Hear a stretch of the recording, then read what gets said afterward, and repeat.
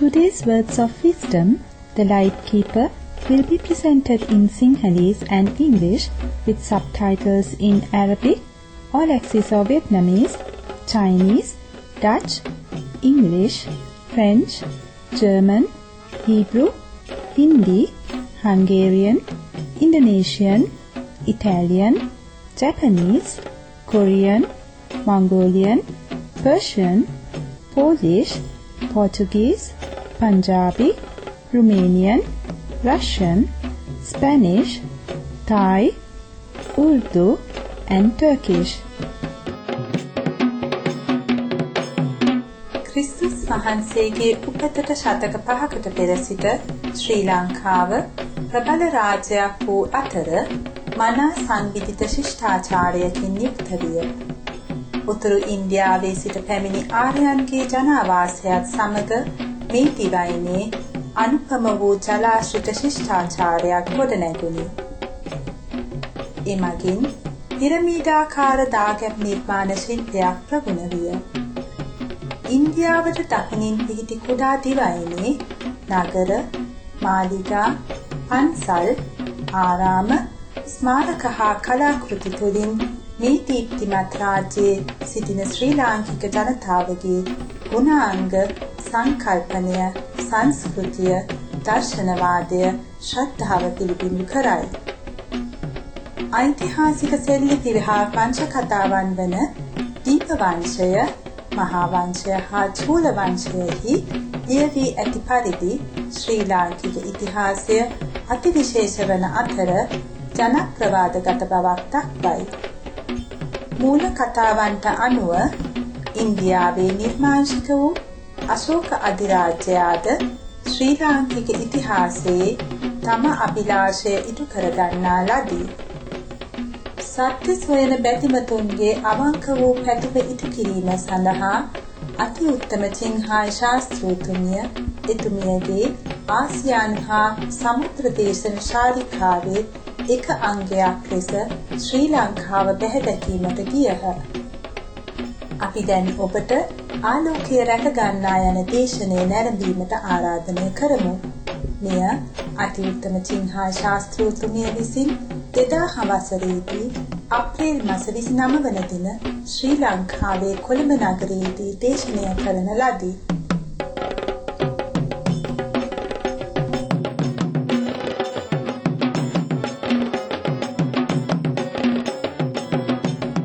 Supreme Master Ching Hai's lectures are not a complete meditation instruction. Please do not try alone. For free of charge guidance, please visit www.godsdirectcontact.org or contact any of our centres near you.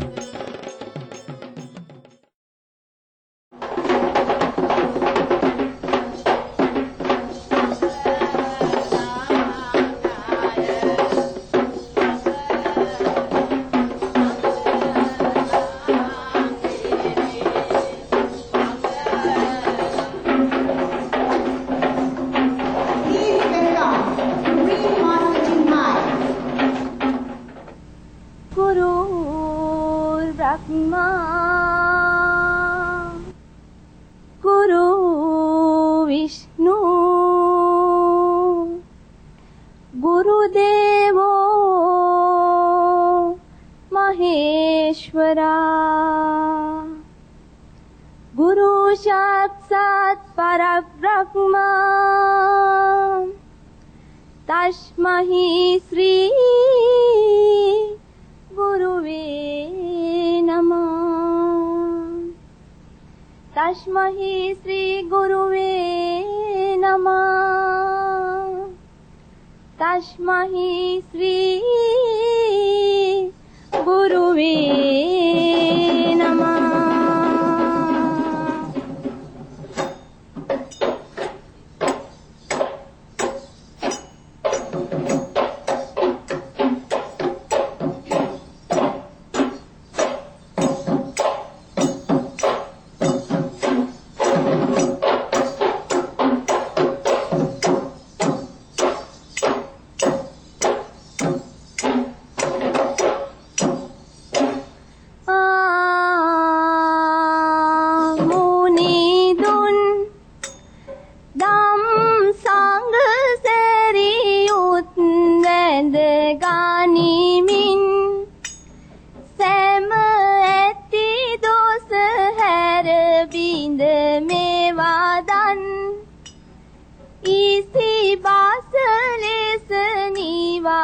සාබද පවසන්නේ මුසාබ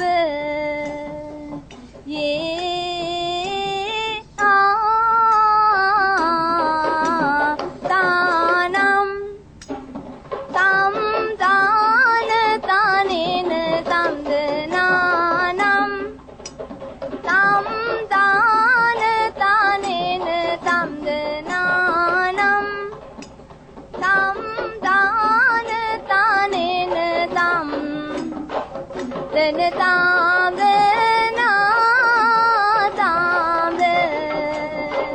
නාතාඹ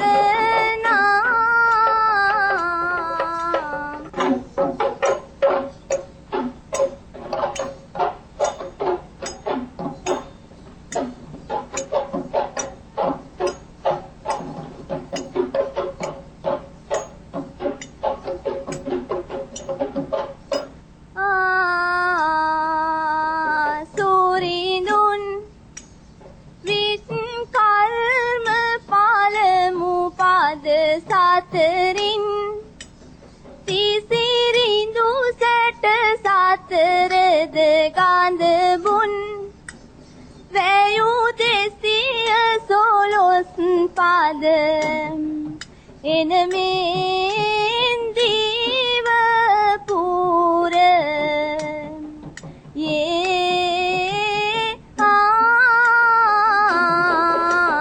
තානම් තම් දාන තනෙන තම්දනානම් තම් දාන තනෙන තම්දනානම් තම් දාන තනෙන තම්ද දෙන තම්ද නාතාම්ද නාතාම්ද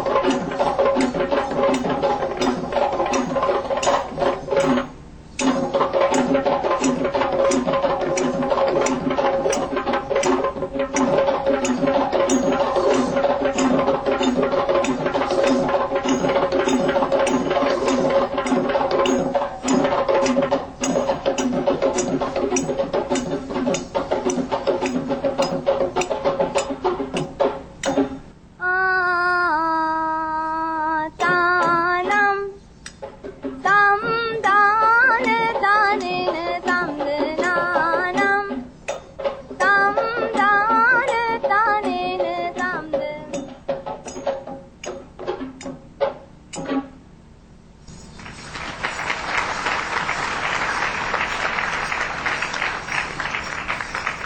Please welcome Supreme Master Chinghai.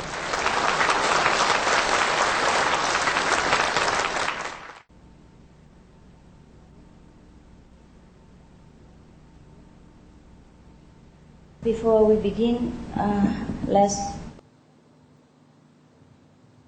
close our eyes and pray for peace, happiness of the people of Sri Lanka.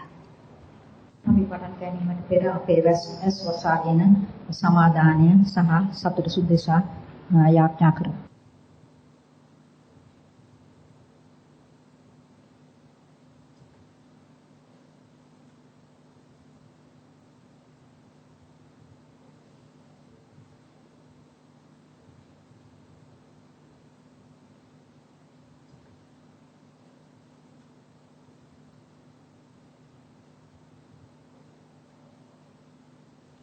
Thank you. ස්තුතියි. The people of Sri Lanka have peace and happiness also already within their heart. ශ්‍රී ලංකාවේ වැසියන් ඔවුන්ගේ හදවත් තුල සාමය සහ සතුට දැනටමත් තිබෙනවා.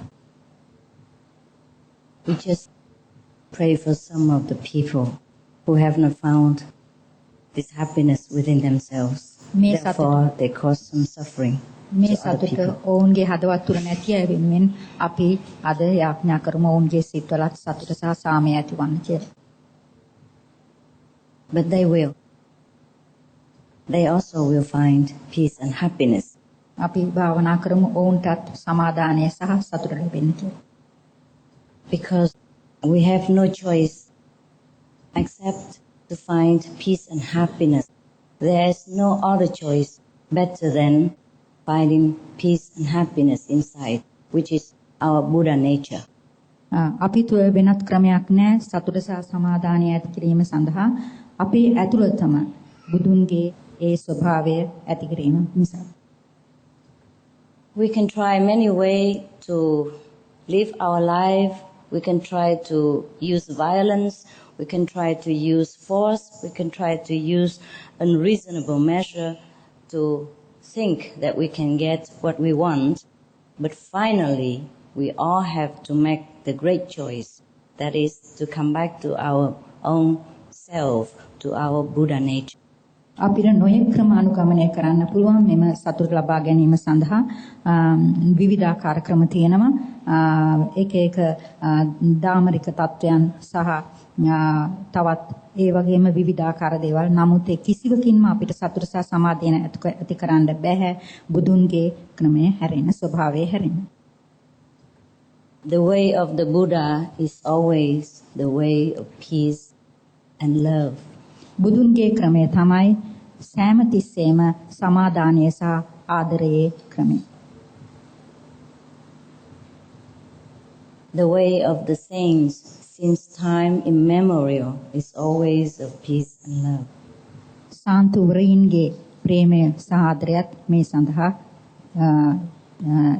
ඒ තාක්කල් තිබෙනවා. That's our true self. අපිටම Some people attain peace and love through samadhi, through meditation deeply. Some people attain through deep prayers.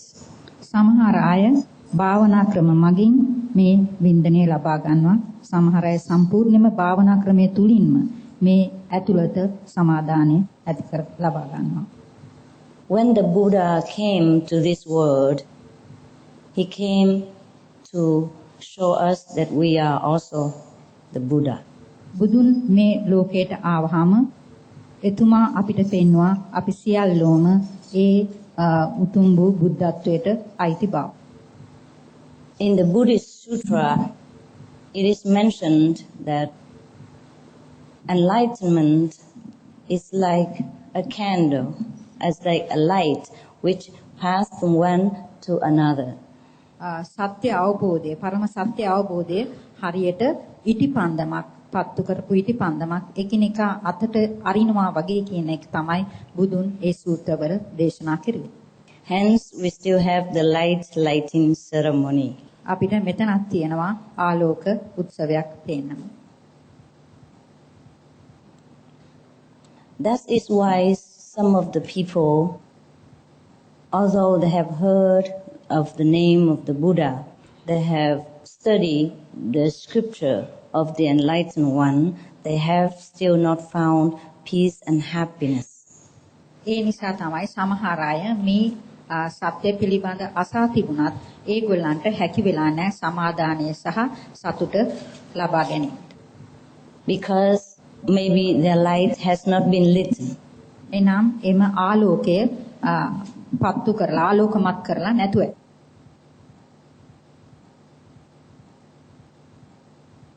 Enlightenment is likened to lighten another candles with another already alighted candles. සත්‍ය අවබෝධය යනු තවත් ඉටිපන්දමක් තවත් පහනක් දැල්වීම හා සමානයි. දැනටමත් දල්වා ඇති පහනකින් තවත් පහනක් දැල්වීම හා සමානයි. By remembering our own Buddha nature, we can remind everyone else of their own Buddha nature, because we are all born from Buddhahood. අපි හැම දිනෙකම බෞද්ධ ක්‍රමයෙන් ඉපදිච්ච නිසා බෞද්ධ ක්‍රමයේ තුල ඉපදිච්ච නිසා අපි හැම කෙනෙක්ම ඒ తত্ত্বය අපි හැම දිනෙකටම ඒ తত্ত্বය දැන ගැනීමට හැකියි. That's why Buddha has told us that I am already the Buddha. You are the future ones. ඒ නිසා තමයි බුදුහාමුදුරන් පැවසුවේ මමයි බුදුවරයා ඔබ තමයි අනාගත බුදුවරු. The Buddha say that the Buddha nature in himself and the Buddha nature in us are exactly the same. බුදුන්ගේ ස්වභාවය බුදුන් තුල මෙන්ම අප තුලත් එක හා සමාන. And that is why we could also become Buddha as the enlightened one has spoken. ඒ නිසා තමයි අපි සියලු දෙනාටම බුද්ධත්වයට පත්විය හැක්කේ බුදුරජාණන් වහන්සේ පැවසූ පරිදි. The reason why we have not seen our own Buddha nature because we have not tried. අපි අප තුලම තිබෙන මේ බුද්ධත්වයේ පිළිබඳ සත්‍ය පරම සත්‍ය පිළිබඳ අපි දැනන් හිටියේ නැත්තේ අපි ඒ පිළිබඳව සොයා නොබැලූ නිසා. If we sincerely want to try, we will be shown the way. අපි අවංකවම උත්සාහ කෙරුවොත් අපිට මේ මාර්ගය පෙන්වාවි. In the Diamond Sutra, it is mentioned that no matter how long the room has been dark, it takes just 1 second. When the light is there, the whole darkness gone. Diamond සූත්‍රයේ පවසා තිබෙනා බුදුහාමුදුරුව මේ සත්‍ය අවබෝධ කර ගැනීම නිසා අඳුර දුරු වෙන බව. යම්කිසි කාමරයක පහනක් දැල්වුවොත් ඒ කාමරයේ අඳුර දුරු වෙන්නේ යම්සේද ඒ වගේ සත්‍ය අවබෝධ කර ගැනීම තුලින් අඳුර දුරු වන බව. If we have neglected our light within us, then of course we have not seen that. අපි අපගේ තුලම තිබෙන මේ ආලෝකය ගැන නොසලකා හැරියොත් අපිට එය බැලීමට නොහැකි වේවි. In the Surangama Sutra, the Buddha say that we should turn inward to hear our own nature. සුරංගම සූත්‍රයේ බුදුහාමුදුරුව පවසා තිබෙනවා අපේ මේ ස්වභාවය දැන ගැනීම සඳහා අප විසින් අපගේ ඇතුළතට සිත යොමු කළ යුතු බව. That is exactly what the Buddha said. Turn inward and hear your own nature. බුදුහාමුදුරුව සත්‍ය වශයෙන්ම කියා තිබෙන්නේ ඔබගේ ඇතුළත බලන්න ඔබගේම ස්වභාවය දකින්න කියලා. The light that has been passed on from the Buddha has never died. බුදුහාමුදුරුවන්ගෙන් ඒ නිකුත් වෙච්ච ආලෝකය කවදාවත් මිය නැති වුණේ නැහැ. It's just like from one candle goes to the next and the next and the next. It keep go on forever. And we have to find where it is last lit. Then we can be lit just the same. ඒ හරියට එක ඉටි පන්දමකින් තව එක පහනකින් තවත් පහනකට ඒ පහනින් තවත් පහනකට ඒ පහනින් තවත් පහනකට ආදී වශයෙන් දිගටම ගිය ආලෝකයක් අපිට සොයා ගන්න ඕනේ මෙන්න මේ අන්තිම ආලෝකය. The light is the essence of our being, is our own Buddha nature. Everything that is noble, holy, powerful, that is the Buddha nature. That is the light of the whole universe. බුද්ධ ස්වභාවයේ සම්පූර්ණ සාරය තමයි මේ ආලෝකය. මේ මුළු ලෝකයේම ඒ සාරය සඳහා අපේ ආලෝකය බුද්ධ ආලෝකය ගැන දැනගත යුතුයි. That is why we said enlightenment. ඒ නිසා තමයි අපි කිව්වේ පරම සත්‍ය අවබෝධ කර ගැනීම කියලා. And the one who is enlightened, we call them the enlightened ones, the Buddha. ඒ පරම සත්‍ය අවබෝධ කරගත්ත කෙනෙක් ඉන්නවා නම් ඒ තමයි බුද්ධ. Different religions point to this Buddha nature by different names. විවිධ ආගම් මේ බුද්ධ ස්වභාවයට විවිධ නම් වලින් හඳුන්වනවා. It is because due to the different language, different expression of the different countries where the light has been lighted. ඒකට හේතුව තමයි විවිධ රටවල් වල විවිධ භාෂා නිසා ඒගොල්ලන් ඒ ආලෝකය දැල්ලු ආලෝකයේ තියෙන ආලෝකයේ දැල්ලු ක්‍රමයේ ඇති විවිධත්වය.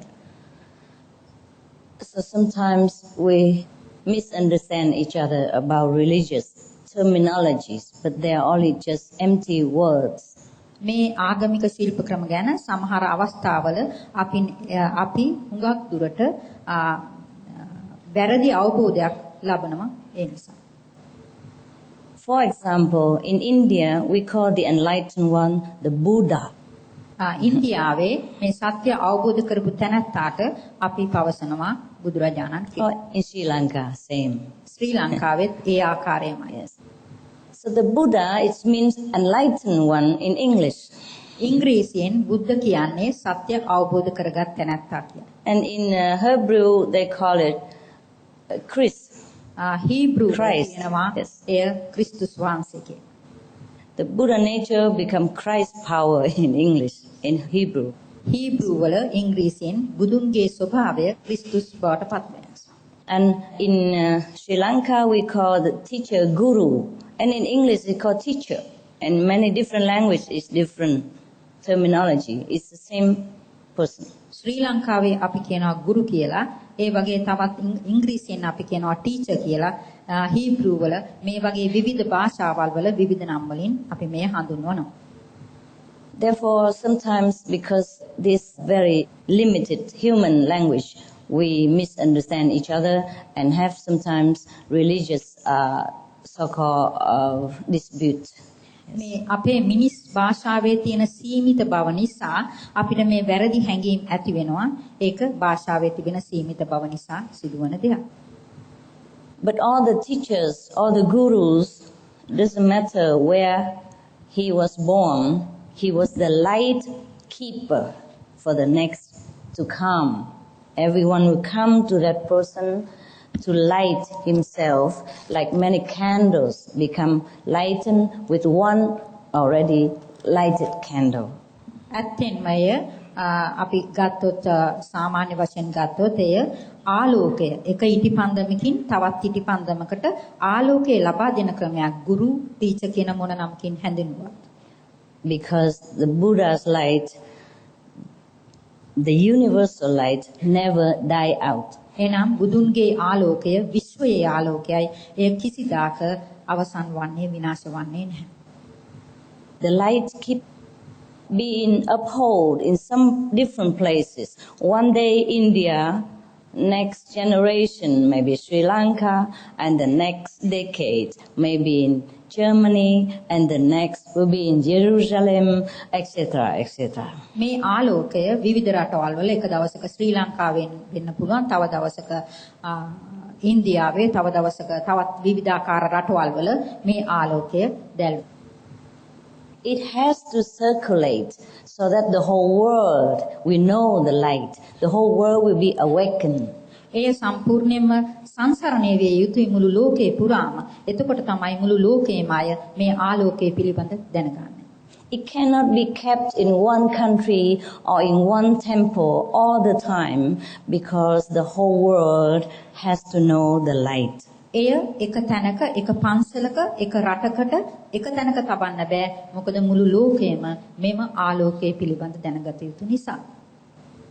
It's like water, it like rains, it has to be in different places at different times to bless the whole beings of this planet. ඒ වැස්ස වගේ, ඒ ගංගා ජලය වගේ, ඒ එක තැනක නෙවෙයි හැම තැනකම විවිධ රටවල් වල යන්න ඕනේ. මොකද මනුෂ්‍ය සංහතියට ආශිර්වාද කිරීම සඳහා. So it doesn't matter where the light is kept at present. If we want our light to be lighted, we should go there. ඒ නිසා අපිට කමක් නැහැ මේ ආලෝකය කොතැනක තිබෙන්නේද කියලා අපිට අපගේ පහන දැල්වීමට අවශ්‍ය නම් අපි ආලෝකයේ තිබෙන තැනට යා යුතුයි.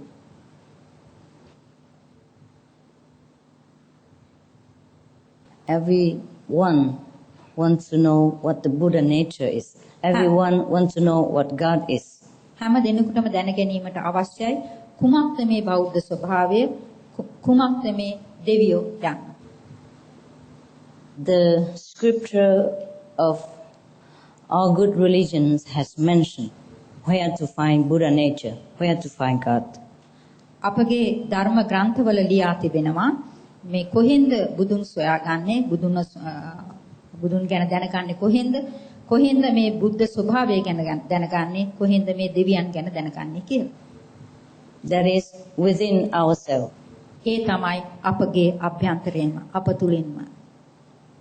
The Buddha resides in this temple. God resides in this church. මේ පන්සලේ එනම් මේ අප කියන පන්සලේ තමයි අප කියන පල්ලියේ තමයි බුදුන් සිටින්නේ දෙවියන් සිටින්නේ. That's why we have nothing inside but Buddha nature. ඒ නිසා තමයි අපගේ ඇතුළත කිසිම දෙයක් නැහැ නමුත් බුදුන්ගේ ස්වභාවය පමණයි. Nothing but God. කිසි දෙයක් නැහැ දෙවියන් පමණයි. So we are truly Buddhas. We are truly God's children. ඒ නිසා අපි සත්‍ය වශයෙන්ම බුදුවරු එමෙන්ම සත්‍ය වශයෙන්ම දෙවියන්ගේ දරුවන්. But there is one thing that separates us from ourselves, from our own Buddha nature, from our own godliness. එක් දෙයක් තිබෙනවා අපේව අපේම මේ බුද්ධ ස්වභාවය මේ දේව ස්වභාවයෙන් වෙන් කරන දෙයක්. That is the ego. ඒ තමයි අපගේ ආත්මය නැත්නම් සිත. That is the mind. ඒ තමයි සිත. Because the mind is just like a machine, it's like a computer. අපගේ සිත හරියට මැෂින් එකක් වගේ, හරියට කම්පියුටරයක් වගේ. It records all kind of things and it broadcasts the same thing out again. ඒ සියලුම දේ පටිගත කරනවා ආපහු ඒ පටිගත කරපු දේවල් ඒ විවෘත කරනවා. But the mind can only understand written language, can only record the worldly informations and cannot understand about Buddha nature. මේ සිතට පුළුවන් සාමාන්‍ය ලෝක ස්වභාවයේ තියෙන සියලු දෙයක්ම අවබෝධ කරගන්න. නමුත් සිතට රෙකෝඩ් කරගන්න පටිගත කරන්න පුළුවන්. නමුත් ඒට පටිගත කරන්නවත් අතුල් කරගන්නවත් අමාරුයි බෞද්ධ ස්වභාවය ගැන, බුදුන්ගේ ස්වභාවය ගැන. Therefore, in order to find our own true nature, we have to bypass the mind or go through the mind, but not dwell in the mind. Have to go through. මේ නිසා මේ නියම සත්‍ය අප පිළිබඳ සත්‍ය අවබෝධ කර ගැනීම සඳහා අප සිත හරහා යා යුතුයි. සිත වටා නෙවෙයි සිත හරහා යා යුතුයි. සිත තුලින් යා යුතුයි. If we use the mind, we will be only running around in worldly language, worldly knowledge, worldly habits and worldly custom. අපි මේ සිතට අහුම්කම් දුන්නොත් අපිට දැනගන්න පුළුවන් වෙන්නේ මේ ලෝකයේ තිබෙන චාරිත්‍ර, ලෝකයේ තිබෙන ස්වභාවය, ලෝකයේ තිබෙන නොයෙකුත් විවිධ ගුණධර්ම පිළිබඳව පමණයි. And even if we read the Buddha scripture or the Holy Bible, we not always understand everything that is written in there. ඒ අතරම අපි සුද්ධ වූ බයිබලයේ එහෙම නැත්නම් බුද්ධ ධර්මයේ ලියා ඇති ග්‍රන්ථ පොත් කියවුවත් අපිට ඒ සියලුම දේ තේරුම් ගන්න අමාරුයි. Or we misunderstand a lot. අපි ඒ බොහෝ දුරට වරදවා වටහා ගන්නත් පුළුවන්. Not all of us. හැමතිස්සෙම නෙවෙයි. Many of us. හැම දිනෙකම නෙවෙයි බොහෝ දිනෙක. Because whatever is written by the Buddha can only be understood by another Buddha. බුදුන් වහන්සේ ඒට හේතුව තමයි බුදුන් වහන්සේ විසින් ලියු යම් දෙයක් තිබෙනවා නම් ඒ තේරුම් ගත හැක්කේ තවත් බුදුවරයෙකුට පමණයි. Truly understanding. සත්‍ය වශයෙන්ම අවබෝධ කරගත හැකියි. Not theoretically or guessing. සිතීමටවත් ඒකේ සාමාන්‍ය පෙනුමටවත්. Therefore, in order to understand the Buddha's teaching, we must also try to become a Buddha. මේ නිසා බුදුන්ගේ ඉගැන්වීම තේරුම් ගැනීමට අවශ්‍ය නම් අපි ඒ බුද්ධ ස්වභාවය පිළිබඳ තේරුම් ගත යුතුයි. If all the people who are following any religion become like the teacher, become like Christ, become like Buddha, then we have never any war between religion even. මේ කියවන හැම දෙනෙක්ම උත්සාහ කරනවා නම් බුදුවරයෙක් වගේ වෙන්න. එහෙම නැත්නම් ක්‍රිස්තුස් වහන්සේ කෙනෙක් වගේ වෙන්න. එහෙමනම් මේ පවතින යුද්ධ කිසිදාක ඇති නොවේවි. So, in order to become a Buddha, we have to understand that everything has to do with written words, everything has to do with the mind, the brain, is not truly the Buddha nature. මේ නිසා බුද්ධත්වයේ පිළිබඳ අවබෝධයක් ලබා ගැනීමට නම් මේ ලියා තිබෙන දේ නෙවෙයි අපි හිතන්න ඕනේ බුද්ධ ස්වභාවය ගැන. We have to go right through We see our own selves with our own self-wisdom, with our own wisdom, not with the mind. සිත පිළිබඳව නෙවෙයි අපි යන්න ඕනේ අපගේම බුද්ධිය දෙසට. අපි ඇතුල් විය යුතුයි අපගේ බුද්ධිය දෙසට. ඒ බුද්ධිය සමග අප සම්බන්ධකම් ඒ ඇතුළතට ගොස් ඒ බුද්ධිය සමග සම්බන්ධකම් පැවැත්විය යුතුයි.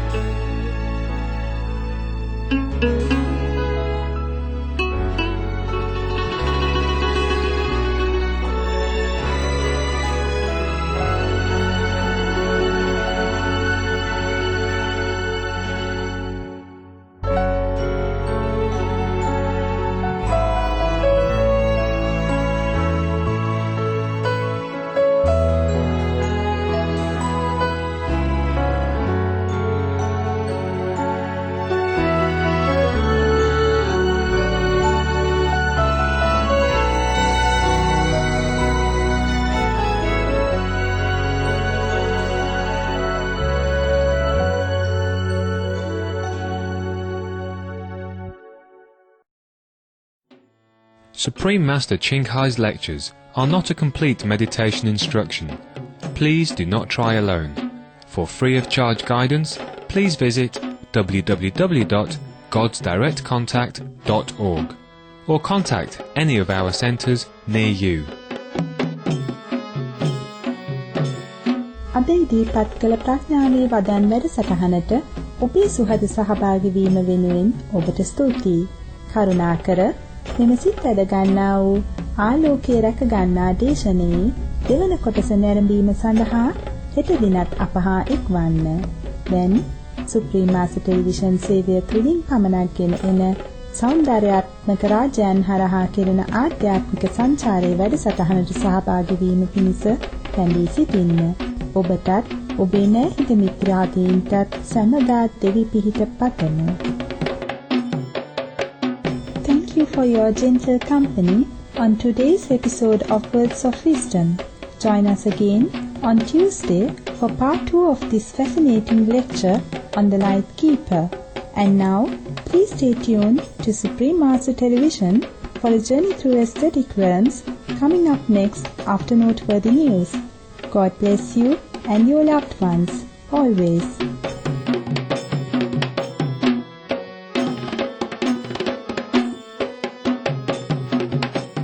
For more details, please visit www.suprememastertv.com/WOW